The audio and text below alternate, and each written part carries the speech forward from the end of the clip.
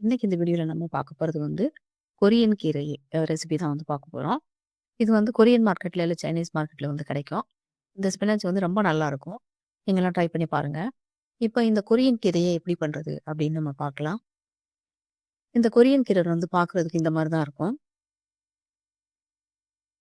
இது வந்து இந்த தண்டு பகுதி மட்டும் கொஞ்சம் விட்டுட்டு, மித்த எல்லாத்தையும் வந்து நம்ம வந்து எடுத்துக்கலாம். நீங்க இந்த மாரி கத்தரிக்கோல் வச்சு கட் பண்ணீங்க அப்படின்னா, ரொம்ப ஈஸியா இருக்கும். ரொம்ப வேகமாவே வந்து நம்ம கட் பண்ணி முடிச்சிடலாம்.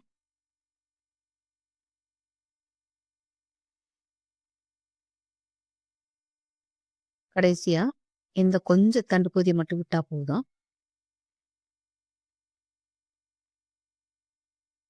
இத வந்து நம்ம கீழ போட்டுறலாம். இதே மாரி எல்லா கீரையும் வந்து நம்ம கட் பண்ணி எடுத்துக்குருவோம்.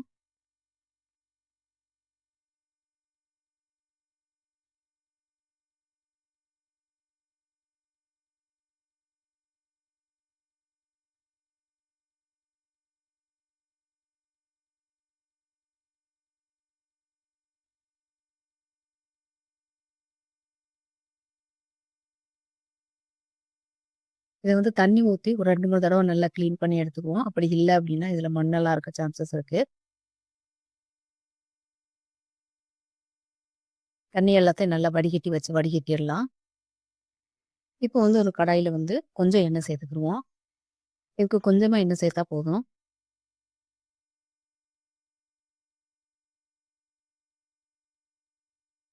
2, 3 பூண்ட வந்து சின்ன சின்னதா கட் பண்ணி இதோட சேர்த்துக்குருவோம். இந்த எண்ணெயில லைட்டா அத வதக்கி விட்டுக்குருவோம்.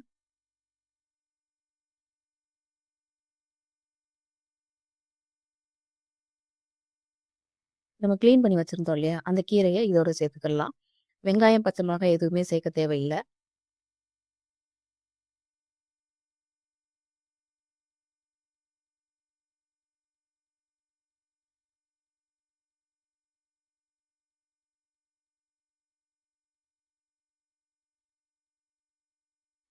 ஒரு மீடியம் ஃப்ளேம்ல ஒரு 5 நிமிஷம் வந்து நம்ம இத வந்து வச்சிருந்தா போதும்.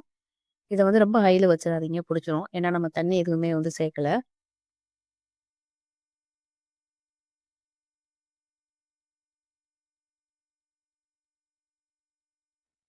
5 நிமிஷம் கழிச்சு நம்ம மூடி எடுத்து பார்த்தோம்னா, இந்த மாரி நல்லா வெந்திருக்கும். கொஞ்சம் தண்ணி இருக்கு. இன்னும் ஒரு 5 நிமிஷத்துக்கு வந்து அப்படியே சிம்ல வச்சிரலாம். இந்த தண்ணி எல்லாம் வந்து போயிரும்.